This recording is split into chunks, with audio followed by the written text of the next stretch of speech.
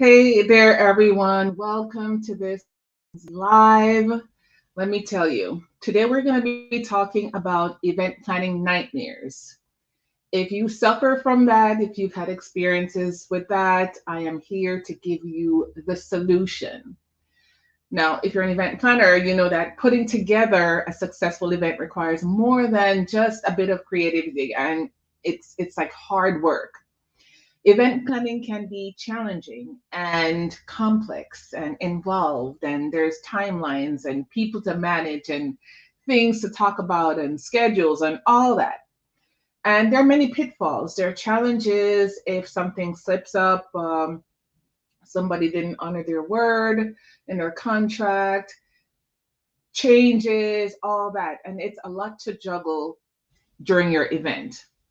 Now, if you're not an event planner, I can see how this can be insurmountable because you don't have the experience or the knowledge. So fear not, I am here to help you. My name is Melody Dixon, CEO and founder of Pro Event Planners, curators of eco-focused events. And today I'm going to share with you one particular topic on event nightmares. It's a big one. It's one, well, I guess it would be like the second thing you go to when you're planning an event, and that's finding the right venue. Typically, you come up, I want to have an event to do raise money or spread awareness or party or roll out some new corporate instructions. So, the purpose of the event. And then you go to your accounting and say, what did we do with this event last year? How much money did we spend and how much can we spend this year? Sometimes, based on how much money the company has set aside in their overall budget for events, within that, they maybe average like each event gets this amount of money, or based on the type of event, it gets this range of money. And depending on the scale of the other event, it gets more. So that you come up with the idea you want to have an event. Next, you figure out how much money you have to spend, and then you figure out how are you going to do it. Well, I am going to showcase that today when it comes to finding the right venue. Now, I plan events for people who are looking to grow their business, grow their life through events. Whether it's you're new to the neighborhood and it's a housewarming party or welcome to the neighborhood party, all the way up to a conference. You want to get all your real estate people together, all your education clients that they teach things, they're coaches, they're trainers. Morning, Chef Mike. Thanks for joining my live today. Today we're talking about how to solve event planning nightmares. And as your local event planner, I am here to support you in that. I focus mainly on eco-focused events. If you want to grow your business, grow your life through events, I do so without breaking the bank, but also spreading love and kindness to the planet. That's what I do. And I work with clients who already are aligned with that. They have their corporate culture, they recycle, they reduce, they reuse. And hey, Brianna, thanks for joining, sweetie. I also work with people who are not sure what is sustainability or not sure what is an eco-focused event. And I get together with them, explain it all, and hold their hands, help them make tiny eco-focused steps that make a big impact on the planet. Morning, Monique.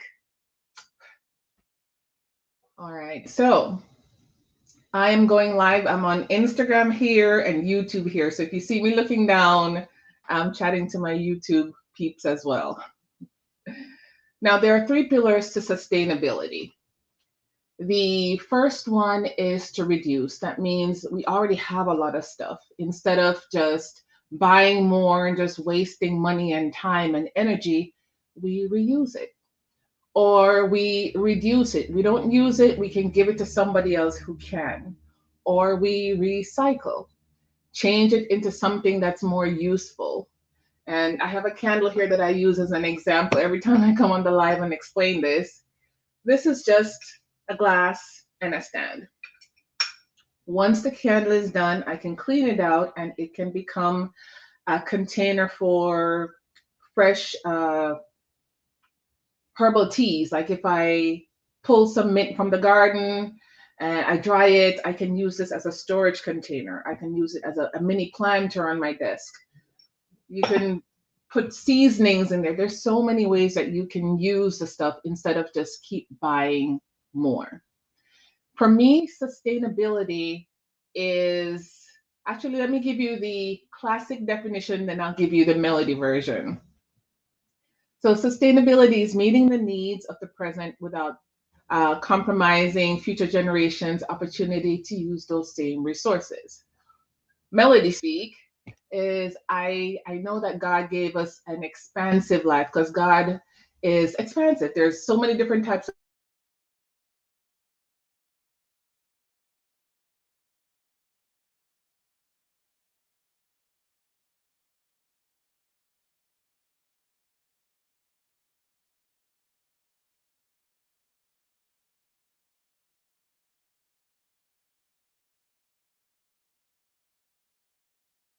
God allows us to be expansive. So we do that, but we don't do so and ride it till the wheels fall off. We save some of the resources for my children, my children's children, and 10 generations deep. That's how we spread the love, make great use of the resources we have, and we don't deplete it. All right. If you have any questions about sustainability, how it works, what it is, how it applies to you, my email address is info@myproeventplanners.com. So on today, we're talking about how to solve event planning nightmares like a pro. The first one I'm going to talk about today, and I'm going to do like a topic per day. So today we're doing venues, and we want to talk about the first biggie. Hey, Crystal, thanks for joining, sweetheart. Hope all is well with you. Today we're talking about event planning nightmares, how to solve them like a pro. The first one we're going to talk about today is venue, and underneath that is location, location, location. And that is so important. I was trying to find a venue for a birthday party the other day, and there were so many options, but it was important to find a venue that was easy to locate.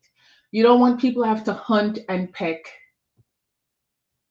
Oh, Crystal says, I've been seeing a lot of posts about venues. A planner is absolutely needed. But yes, she's absolutely right. She says a planner is needed when planning an event because there's so many venues. Everyone's opening up something in a shopping center somewhere.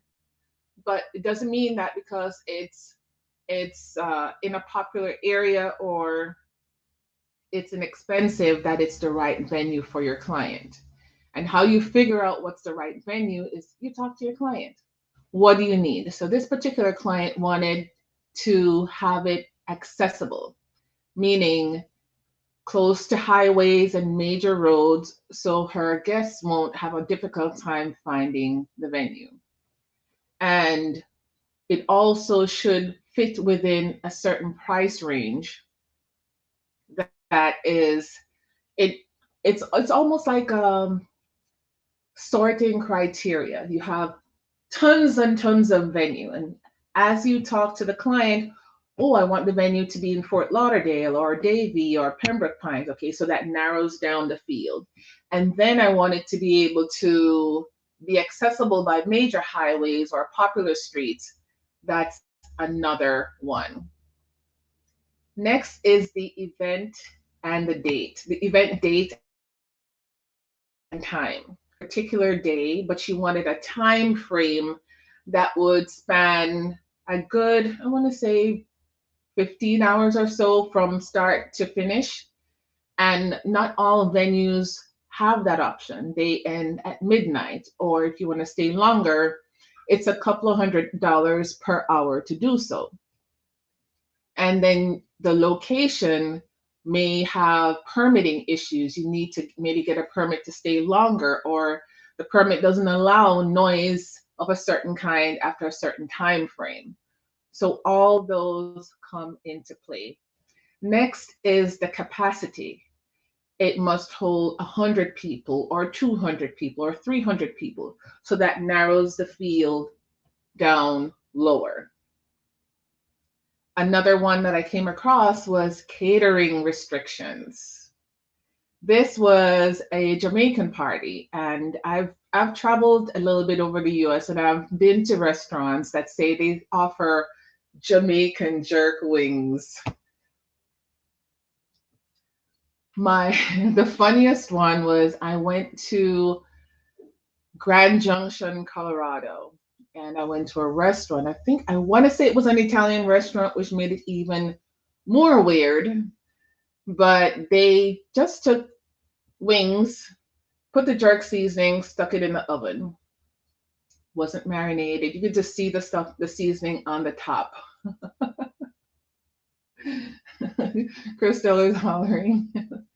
Yeah, it's, my my key takeaway from that experience was only go to a restaurant that serves the food that is connected to like what they're known for. Like you wouldn't go to a Chinese restaurant and get like a carbonara. I wouldn't. Crystal says people need to stay in their lane. Yeah, I mean, there's some people, and I'm sure Chef Mike can attest to that. If you have the skill and you've done the research on how to prepare this particular meal, then you can totally do it. But if you don't and you just want to put something on your menu that's catchy, but it really doesn't taste good, then you're not really doing your business any favor. But that is what it is. So this particular client wanted to be able to bring Jamaican food.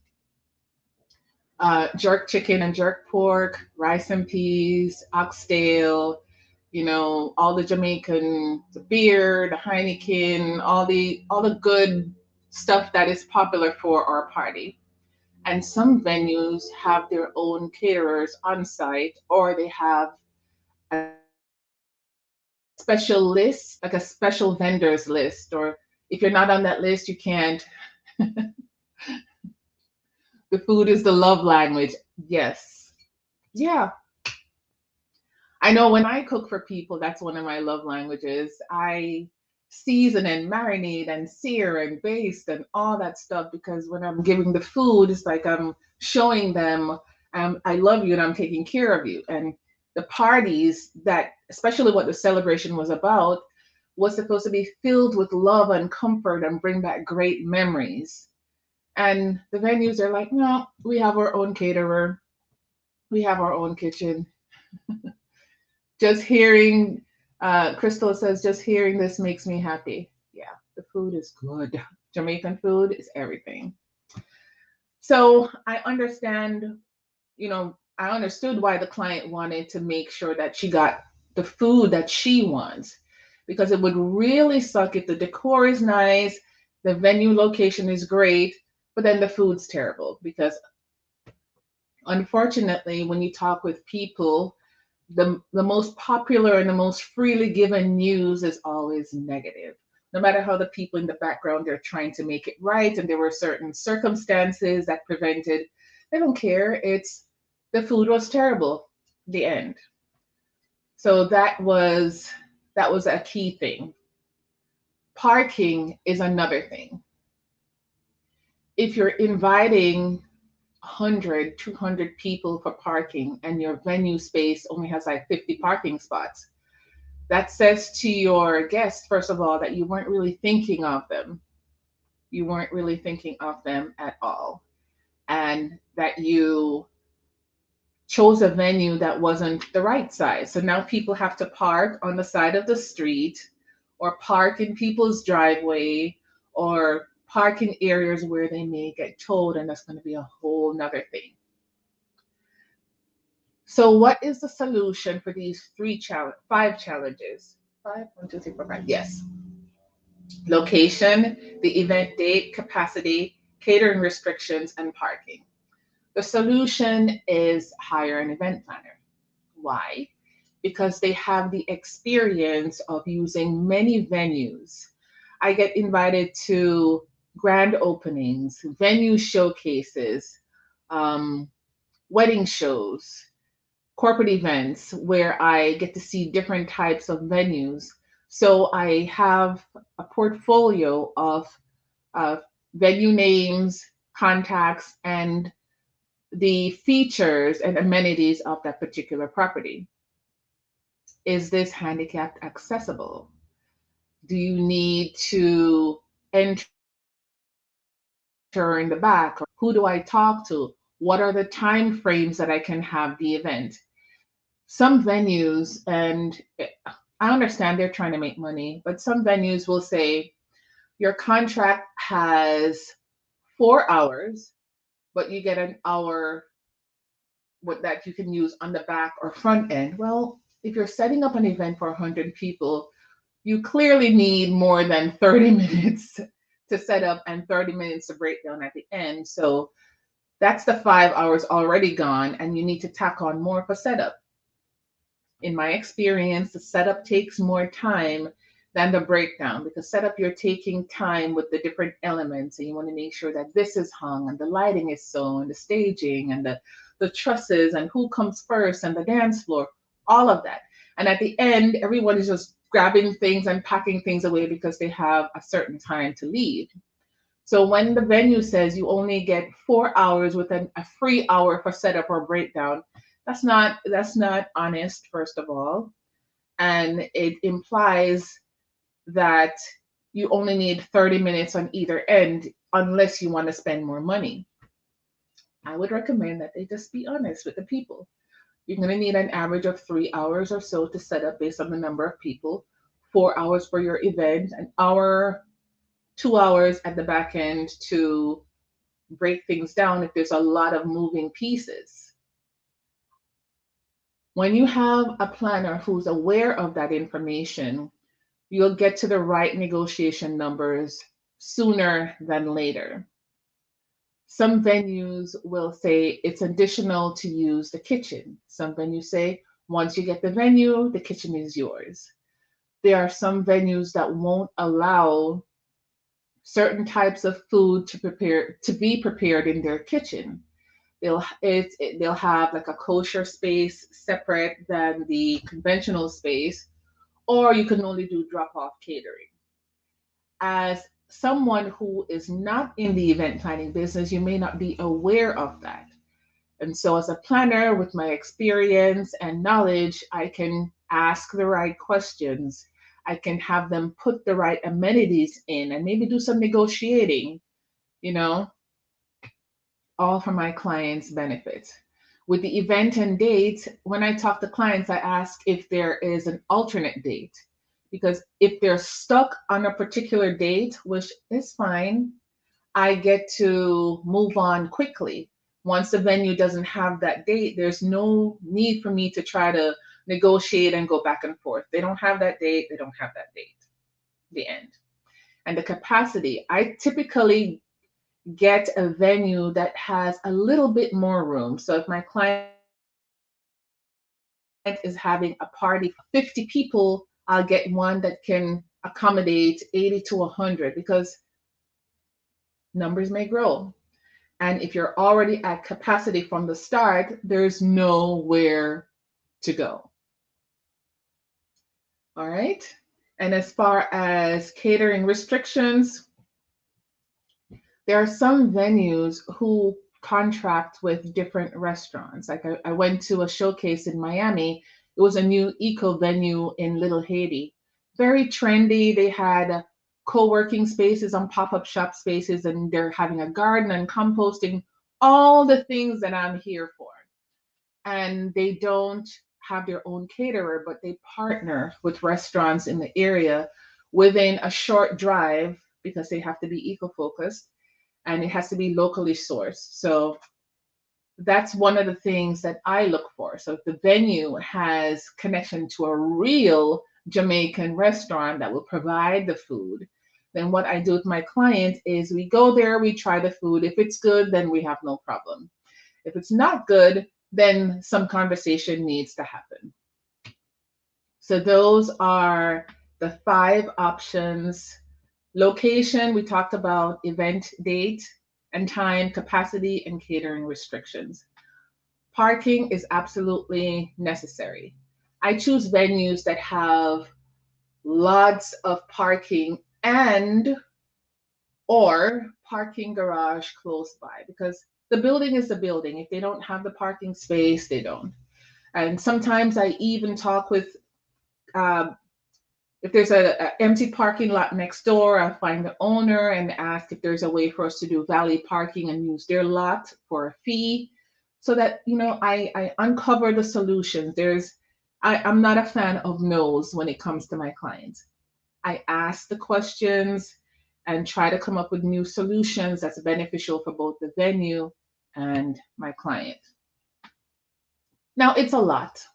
And we're only on one topic, which is the venue, is the only thing we're covering for today. It's a lot. If you don't want to be bothered with that, I offer some more information for you. There is a link in the description of the YouTube show notes, and for Instagram, the link is in my bio. It takes you to my website that showcases my event packages. The one I want to highlight is the Pro Event Package. This is a hire it done kind of a package. I find the venue, I make sure it's located in an easy to find area. And the second accessibility point is it's ADA accessible.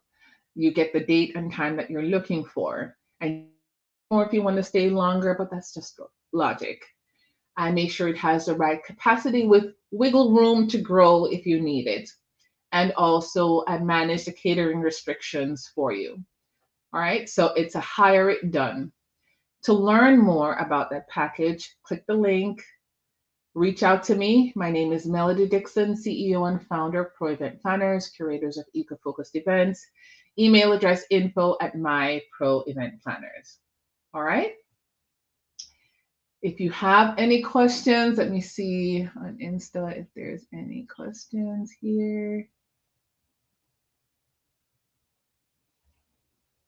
Nothing yet, but you know what? DM me the question. I'll be happy to support you. This was a quick live this morning. I'll be doing a series this week of how to solve event planning nightmares. And today was all about the pitfalls in the venues and what I do to resolve it. All right. Thank you so much for joining me, and I will see you tomorrow.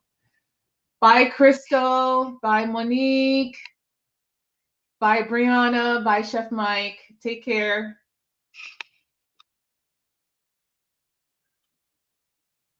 All right, YouTube, thank you so much for joining me today, and I will be here tomorrow.